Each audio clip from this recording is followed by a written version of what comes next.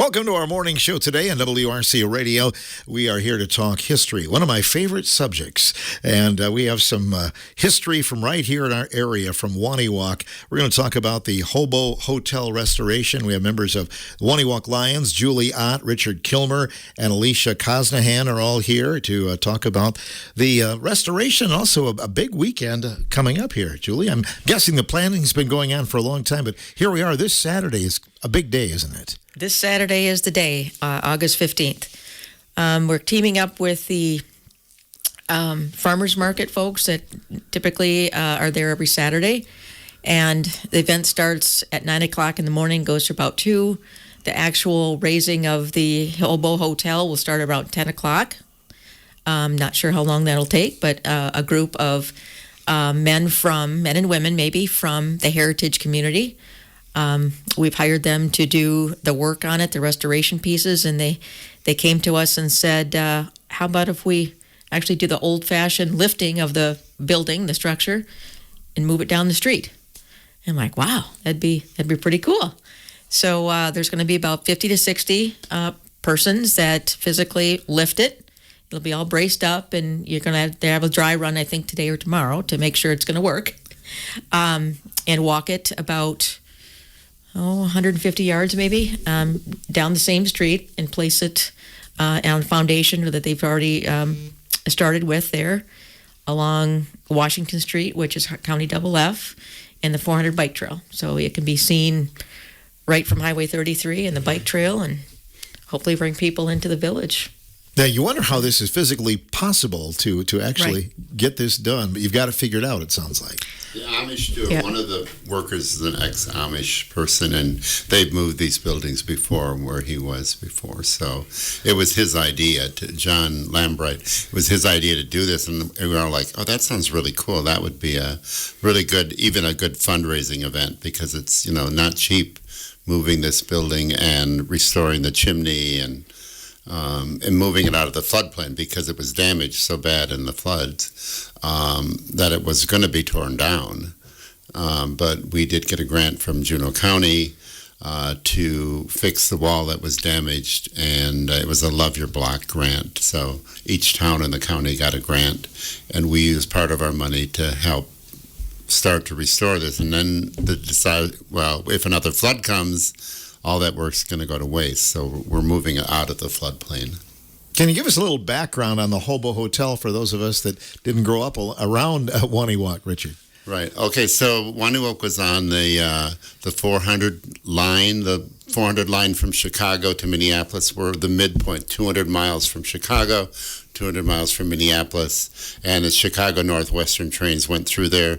But during the Depression, 25% of the population was without work. I mean, there were hobos before, but there were all these homeless people traveling the rails, and Wonewoc decided, we need to do something for these people, because every family was affected. If 25% of the population was without work, you know that most families had family members who were without work, so they understood the plight of these people.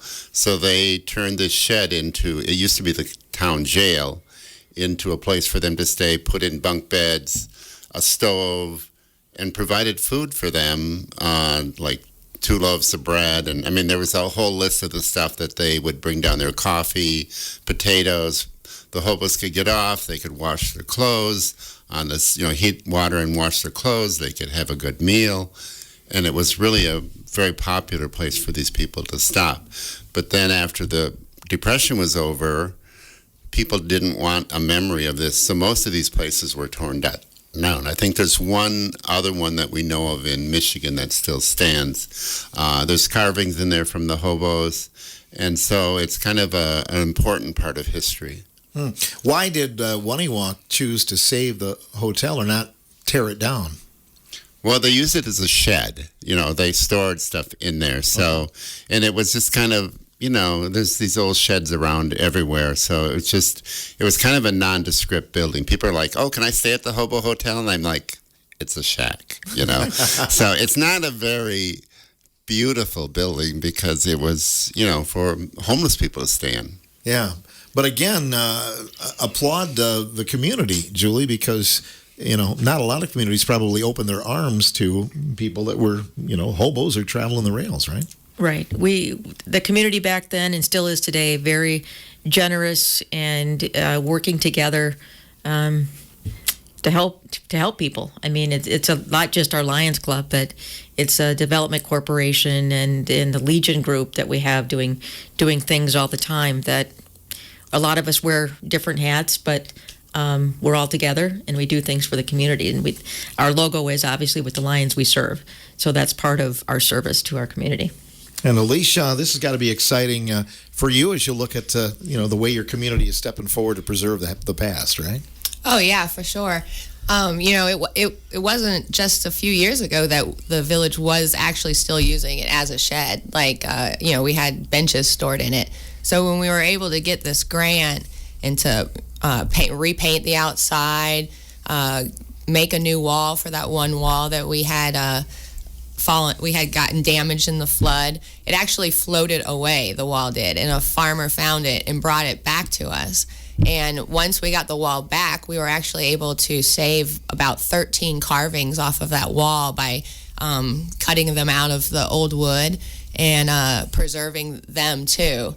And like Richard said, the entire inside of the building is completely covered with carvings or drawings or paragraphs written, and their names like Ohio Bob or Windy Bill or Philadelphia Eddie, Spark Plug. I mean, it's really, really unique and really special. We invited some experts out from Seattle to come down. They work with the Historical Graffiti Project, and they travel all over the United States documenting hobo graffiti. And when they came here and saw the Hobo Hotel, I mean, they said it was like a dream, like something on their bucket list that they thought they would never actually find an intact, like, Hobo Hotel like this. So it really, I mean, it's really almost a home to American graffiti too. The idea of picking a nickname, leaving like where you came from and where you're going, leaving the dates, ours are all dated with 1929, 1931, 1932. And even just the idea of like, some of them are like, it's not just somebody carved Bob into the wall. Some of them are actually fonts that the people like obviously seriously worked on to create like, a very unique looking name and stuff. Or just the idea of having things like arrows pointing to your name to draw attention and stuff. All those things are in this hotel. And those are all aspects of graffiti still used today. So it's just really, really interesting. Did I see there was a J. Dillinger? I mean, it wasn't. Yes. Was it the John Dillinger or? Well, so we've had people come, we don't have anybody that can say that it's for sure John Dillinger, but we do know that it was carved back in that time. It's not like some kid came and carved it in the 80s. It was carved back then. We do know he was traveling on the railroads in those areas back then. And, if you were, a bank robber traveling on the railroads, I don't think you'd get a hotel room on Main Street. I think you would probably find something like a Hobo Hotel to kind of hide out in, So if you see pictures of his signature, it is the same exact signature as that you would look up online, John Dillinger's signature. We have found his driver's license paperwork and the writing of his name. When you look at it and then look at the wall, it almost gives you goosebumps how similar it is. Yeah. It's really cool. Gives me goosebumps as you described that. That's really cool. And then, as you look at it, it was open during the Depression. Did it close shortly after the Depression ended, Richard? I think it probably did and just became a city shed, basically. Mm-hmm. They took the bunk beds out and they used it for storage, mostly. Correct. Are you guys putting some of that stuff back into the hotel then eventually? Is that the goal? We are putting some. We fixed the windows. We fixed the wall. We painted it. Alicia painted it. Alicia was, when I started working on this, it's like, she is the artist and she's like, oh, I want to help. I'm like, I hate painting and Alicia loves painting. So here she is down there painting the new wall. And and other people have been involved. Several of the fire department people are the ones that went out into the swamp and found the wall and brought it back. And so they saved all those carvings by bringing it back. I mean, the wall wasn't savable, but so the community's been involved in it, and I don't think most of the community knew what a treasure we had here. And up to this move, so for I'd say like the last 7 months or so, it was restored back to the most like it was back then. So we did put 6 beds back in. We put an old stove back in. We put an old table and chairs, old pots and pans and utensils, everything that we had read that we knew was in there. We did put back in. However, just right now, because of the move, we've removed it all. But once it's in its new place, that'll all go right back in. And hopefully, this will be like a destination place that people will come and visit. And when you go into it, I think you will very easily be able to just imagine what it would have been like. Yeah, that's awesome. So what is the plan then, Julie, for the future? Is it going to be open all the time? Are there going to be special hours, or how do you look at it? Hopefully it'll be open during the seasonal months, during the summer, during the farmers market times on weekends. With Alicia might have some classes down there because it'll be closer to the main street. Christmas time, we hopefully do another special Christmas decorating down there and light it up, because one of the things from the Love Your Block grant, we are going to have power in there, so we'll be able to. That's been paid for. It's not obviously hooked up yet, so there's a lot of things left to do. Once we get it put in the permanent location, there's still a lot of work to be done. So it's an ongoing legacy project for the Lions Group and anybody else that wants to. And we hope to have a celebration, like a Hobo Day celebration, where kids can dress up like hobos, and it'd be awesome. We'll maybe serve some kind of a hobo stew, or like an event maybe once a year. So it's kind of like a destination spot.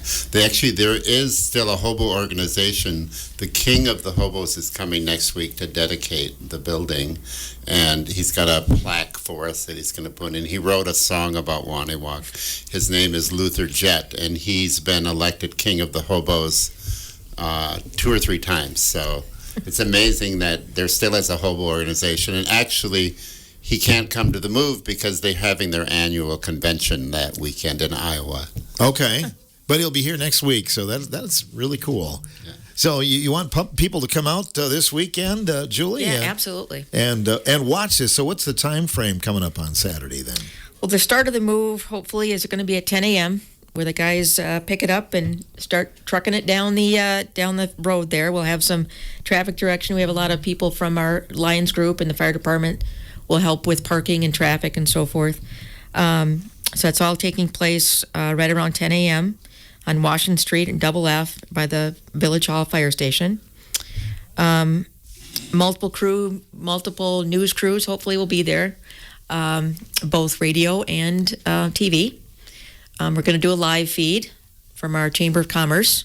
We'll be on their website there, or the Facebook page. We have the Knights of Columbus are coming to do a food stand. They're doing their world-famous brats and hot dogs. Heritage Market, folks are going to do their treats and beverages. We have a very nice market in town that they're going to come over and put a stand up down at the location. We've got many other folks that'll come and do their specialty treats and cookies and other vendings that they do, crafts, just different things. I think we have probably a dozen or more vendors at this point. If there is inclement weather, we hope to maybe move it into the fire station, which is real close by. We have to make some arrangements yet, but we're still praying that it's going to be a great day. People know the bike trail out there, Richard. A lot of people will be able to see it now as they head down the trail. Right, too, they can stop right, because we'll have signage there and a little explanation of what it is. And it'll be just just off of the right of way of the bike trail, so it'll be very, very visible now. Wonewoc is very unique. Is there a spot where you can see like all 4 counties that surround you? Not quite. They all 4 counties almost come together. Wonewoc is like, I can look out my window and I can see Sauk County, and the other way is Vernon, and Richland's not very far that way, and Monroe isn't very, so it's a really unique corner. So it's always, people have always kind of been like, which county do we connect? It's like a lot of people really connect with Sauk, because that's a huge part of it, because it just follows the border right there. we're And a lot of the people connect midpoint with of the Vernon. Driftless. What's that? And say that again, Julie. The midpoint of the Driftless area. Right. So, yeah, it's a unique place. It was the first county park in the state of Wisconsin is in Wonewoc. It's a spring that Alicia has painted a beautiful original sign there. It used to be...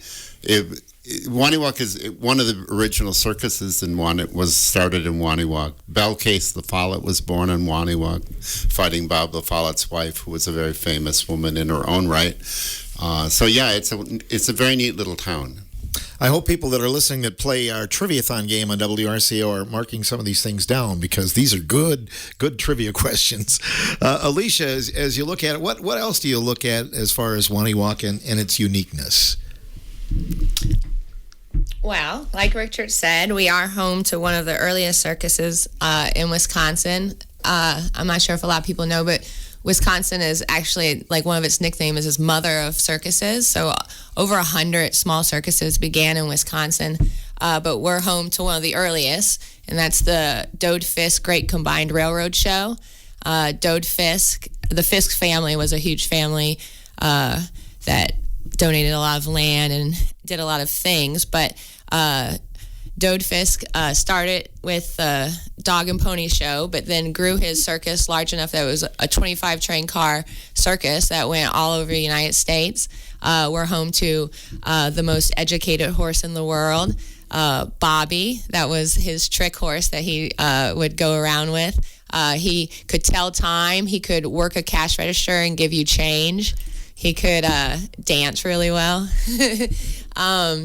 We're also home to a spiritualist camp that began in the late 1800s and is still running to this day. It's open every summer. You can go up there and experience it. They have a hotel, a gift shop, and a whole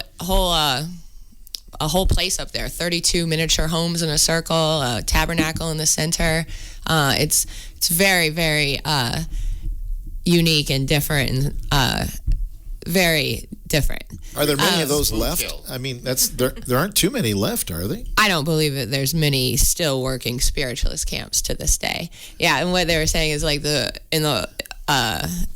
kids or people in town used to call it Spook Hill up at the top, because it's literally like at the top of our village. Just this area dedicated to the camp. But I mean, Wonewoc, I think it's the people that are there. I think we have a lot of public art now. We have a couple of murals. I mean, we have maybe 5 or 6 murals now in the village. We've got sculptures along the bike trail. You can hear live music in the summer times, like 4 nights a week in Wonewoc. We have free music on the lawns on Monday at the library, and then just in town alone between the different venues. I mean, I think that's unbelievable. Sometimes I feel like I live in a mini Austin, Texas, like with how much I can go out and just listen to live music. It's just a really, really, really vibrant town full of really unique people and special things. So, yeah. And they talked about your painting, so you do some classes. You're planning to maybe do some at the Hobo Hotel then? Yeah. So Wonewoc is actually, we're in the process of opening our own historical museum and community art center. So once that is finished, we're redoing windows and lighting and ceilings and floors and stuff now. But once that's done, we'll be running all kinds of art classes out of the Wonewoc Community Art Center. But as of now, we run art classes out of the library. I teach with a lot of homeschoolers through the library systems. And on the weekends at the farmers market, I have a kids zone every weekend at the farmers market, and that always includes projects and painting and soccer and double Dutch jump roping and things like that. Yeah, we're going to have the Zucchini 500 coming up. Zucchini 500. So in the beginning of the summer, we planted zucchini with kids at the Kids Zone. Richard runs the Wonewoc Community Garden, which is a free garden. If you don't have a garden space at your house, you can come and get a plot at our community garden. So we planted the zucchini seeds at the beginning of the summer. They're growing, and then we're going to harvest them, carve them, paint them, decorate them, and then we're going to have a race where we race the zucchinis. Down the river or? No, down a track that we've built. Yeah. So you got to have wheels on them? Or yeah, we had wheels. Oh, okay. Yeah, we have the Baraboo River, actually. The circus actually used to own my farm, and they mortgaged my farm one night to buy an elephant, and they made enough money the next day in sales to pay off the mortgage. So it's a unique little town. It really is. It sounds like it's a best kept secret because we have these beautiful rock formations that are over 200 feet over the river. You can look down on the river. It's almost like a little Wisconsin Dells in that way, with all the rock formations around the town. Yeah, and a lot of businesses, still around downtown. Right. Well, Rayovac had a big plant there, and when that closed, that was really, the town almost shut down because there were so many. They employed people from the whole area, but it's really seeing a rebirth now, thanks to Julie and Alicia has been really helpful to bring things back up. We have new businesses in town. We have a Corkscrew wine bar, which is very popular on the weekend with live music, and a very nice restaurant there.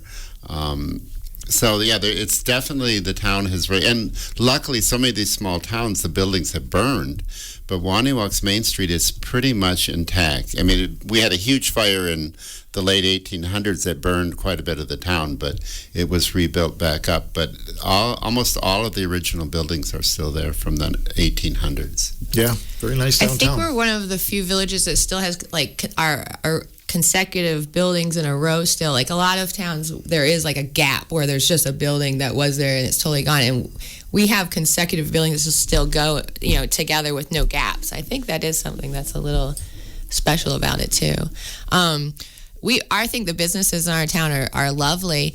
A Farm and Hearth is a restaurant there, which he's talking about. That's one of the best restaurants I've ever eaten at in my life. It is so good. Only all the food that they make or cook with there come from local farmers from all around, and you can just sit there and read the names of the people of where they got what and where they live. The Heritage Market opened up a grocery store. That's been really, really nice for our village. Yeah, we've got a couple of restaurants and bars. We've got hair salon. We've got a lot. So yeah. And Wonewoc Center School District, we get there quite a bit. Right. Yeah. So games. Quite a few, and I think they're having an upsurge in students at the Wonewoc Center School. So they have a great school district. It's kind of a forgotten part of the county. So Juneau County is such a small. It's in the far southwestern corner of the county. It's like almost in Sauk County. Yeah. Beautiful countryside. We'll come back and talk a little bit more about Wonewoc today and the upcoming move of the Hobo Hotel when the morning show continues.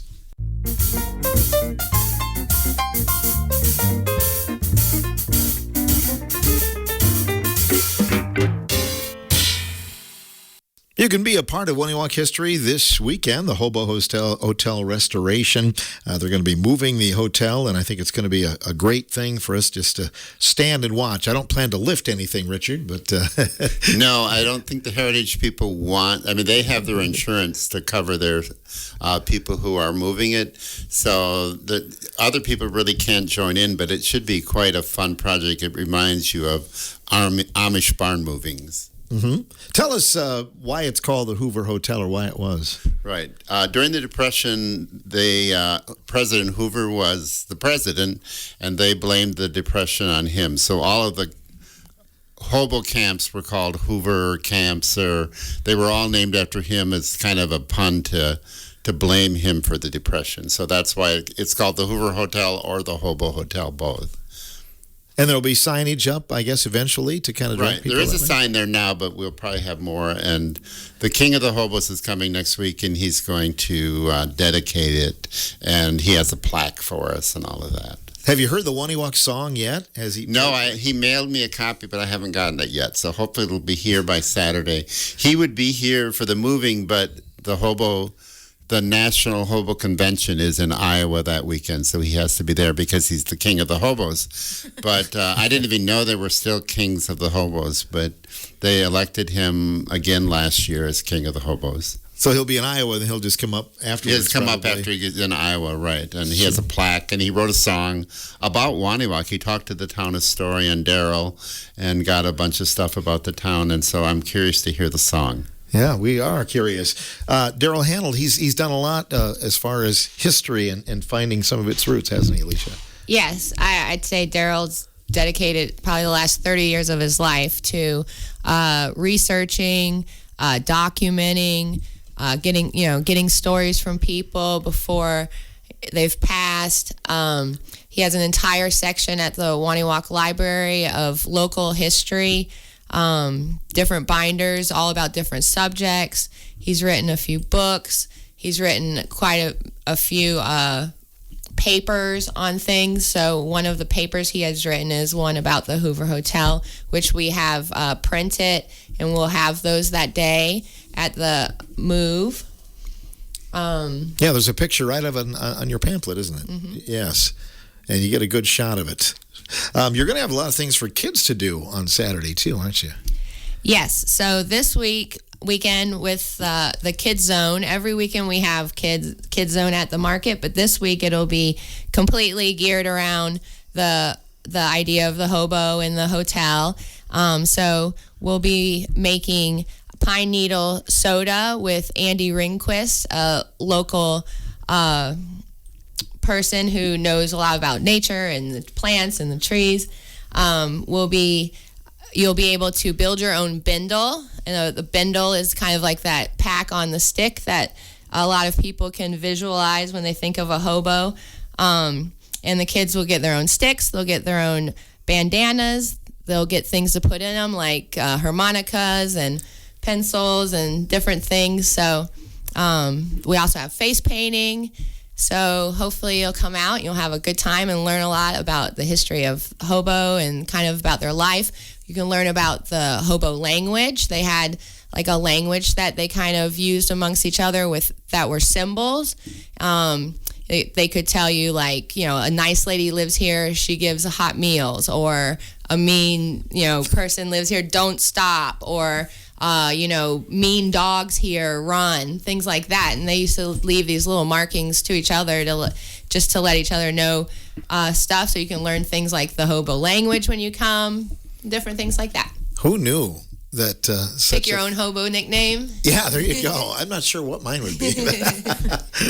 Lots of vendors there as well, Julie, on Saturday, I think, Yes. in terms of things that people can see and do and eat and enjoy, right? Yep, food, crafts, music, stuff like Alicia's talked about, stuff for the kids.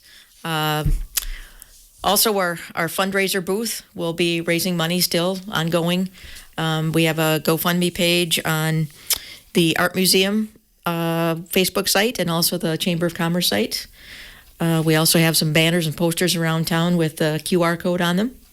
Yes, we do need money. I mean, moving the chimney alone costs $8,000. So, I mean, we are in search of funds to help pay for the move and the restoration of the Art Center. Correct. So the story about the chimney itself, there was a chimney right in the center of the building, and a local person also was able to come and help us out with that. He took it out brick by brick from the top, going down into it, brick by brick, preserving it, took it to his location of his shop, cleaned these bricks up. Some of them were not in great shape, obviously, so he found a matching brick, the colors and everything, in Chicago. Drove down to Chicago, brought the bricks back up, so they're ready to go when we get the structure back up, and he's going to put that chimney back in there. And it'll be pretty cool. It'd be the same as it was, and if you can envision what it was then and the stuff we're putting into it now, we've even had, like Richard said, we've even had people that really do want to stay in one of these bunk beds, overnight or something. And there's a bicyclist, a friend of mine from Madison, that wants to stay there. And I said, well, bring your own your roll, because we're not going to provide any mattress for you. So he might actually do that. He's that kind of guy. He's an outdoorsy kind of guy. Sure. So. You might have found something that we might have found another business. Exactly. Yeah, that's awesome. What are some other pet projects for the Wonewoc Lions then, other than this one? Oh, my goodness. We've been in existence since 2014, so we just celebrated our 10-year a little bit ago. And actually our new pins that Alicia designed have the Hobo Tourists on our logos, our pins. And we've done a lot of projects. The Fairydale project, we did a in 2017 built a gazebo out there, so that's right off the bike trail too. And we've had people actually come out and have weddings there at the gazebo. It's just a nice place to stop. There's a fresh water right there out of a stream, artesian well stream. Thank you. People stop there daily. I mean, probably dozens daily to stop there for water. Hundreds of people a week get water. Yep. So we got another grant for that to also run power from the village to that location. So there's lighting. There's dusk to dawn lighting in that little gazebo as well. We've done just a lot of projects for the communities around us. The little book libraries, the little food pantries. Cleaning the trail. We clean the trail every year from one end to the other. We've adopted the 400 bike trail between the high school and the Wayside Park. Every year we do on the fall festival. The fall festival is every year in October. This year it's October 10th, held at the school each year. Lots of raffles and vendors and stuff for the kids. Lego races for the kids. They love that. So. Well, you really stay active. We're a very active group, and we've been very privileged enough to we must be doing something right, because our numbers are gaining. We're getting more members all the time. We raise one money of our for districts. We raise money for the schools. We raise money for people who, if they have a house fire, if they have an accident, people with cancer who have to. We give them gift cards for gas because they have to go in for treatment. So there's lots of other community things. That's part of our relief fund. So our annual fundraiser, which is the Fall Festival, we have a separate account for the relief fund for people that are going through a crisis like that, like Richard mentioned. And this year is no different. We're going to raise money for that. So all the basket raffles, those monies go toward the relief fund. We do eye screening for all of the children in Wonewoc, and then last year we also learned how to start doing hearing testing too. So this year we did eye testing and hearing testing for all the children in the village. Mm-hmm. You're really living up to the motto.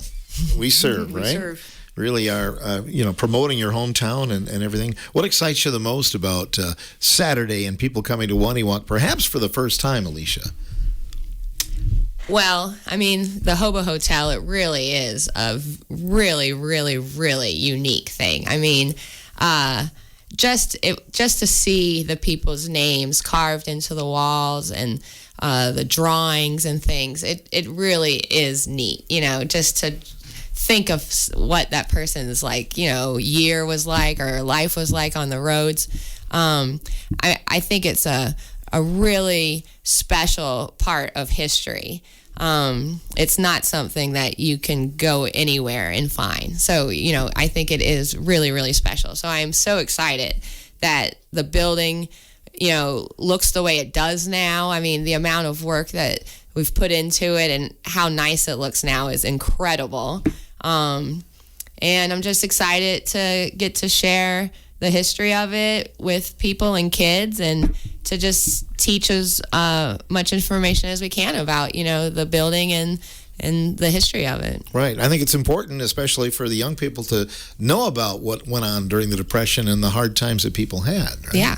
And hopefully, they'll also see the kindness and generosity in the people's hearts then, and see, too, that they're still kind and generous people now. And, maybe people can learn from that, too, and go on and be more generous and kind, in their lives in the future. So Richard, are you going to breathe a sigh of relief when it gets actually set down on the foundation on Saturday? I never thought that it would become such a big deal. I just wanted to save the building, but with the help of these two and other people in town, it's kind of taken on a life of its own.